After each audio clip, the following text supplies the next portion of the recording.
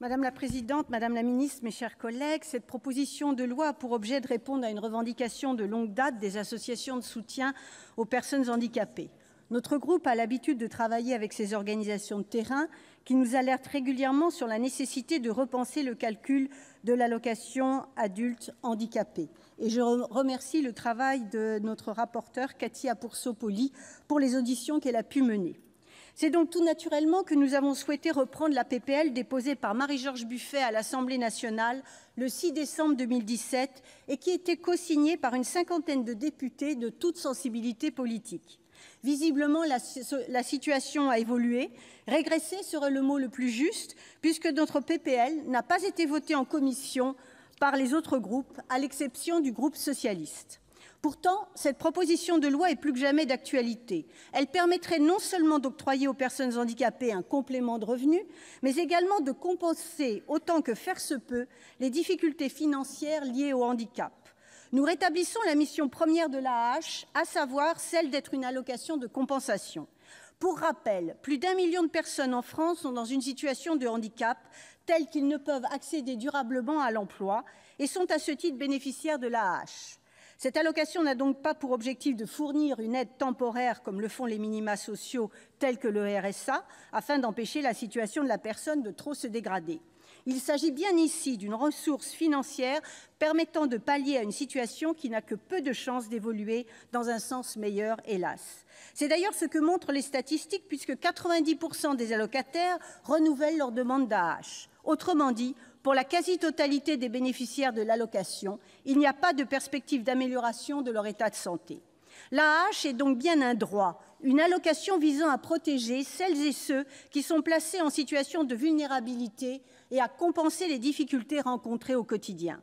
La vulnérabilité à laquelle sont confrontées les personnes en situation de handicap est bien réelle.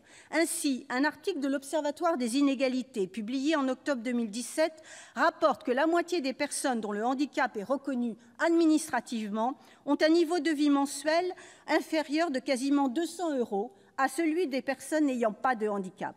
Et plus le handicap est sévère, plus l'écart se creuse, allant jusqu'à 500 €. Les deux revalorisations de l'AAH annoncées par votre gouvernement ne permettront pas de supprimer cet écart, ni de porter l'AAH au niveau du seuil de pauvreté, fixé à 1 026 €, faut-il le rappeler. Cette exposition plus forte des personnes en situation de handicap à la pauvreté et à la précarité n'est malheureusement pas prête de diminuer. En effet, votre gouvernement a pris un certain nombre de mesures qui précarisent davantage celles et ceux qui sont déjà en situation de grande fragilité.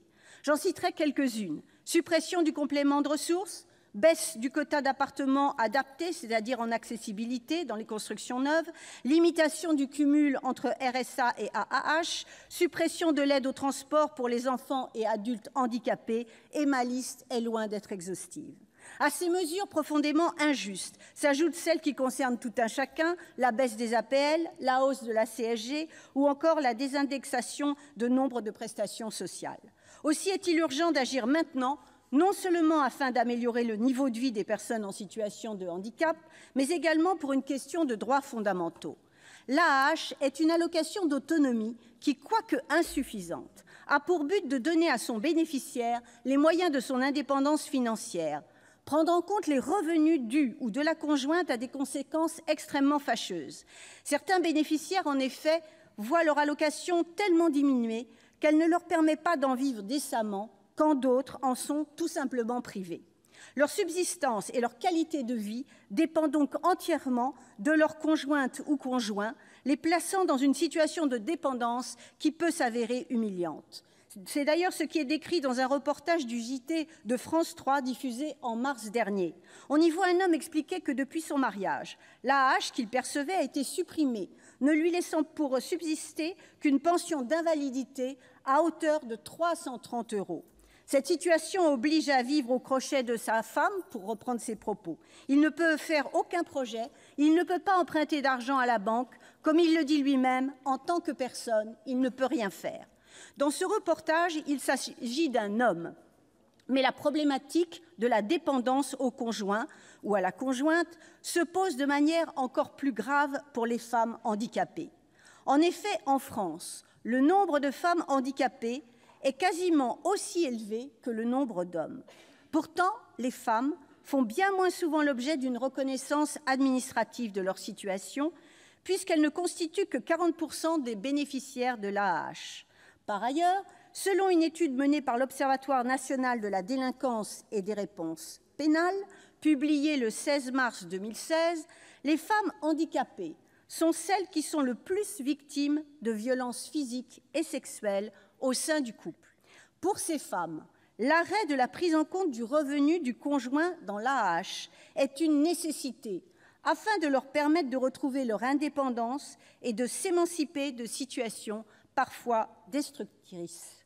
C'est pourquoi notre proposition de loi est soutenue, outre par les associations d'aide aux personnes en situation de handicap, par les associations féministes. Je pense tout particulièrement à l'association Femmes pour le dire, Femmes pour agir, fondée par Maudy Piot, militante inlassable des femmes handicapées, féministe reconnue, décédée hélas le 25 décembre dernier.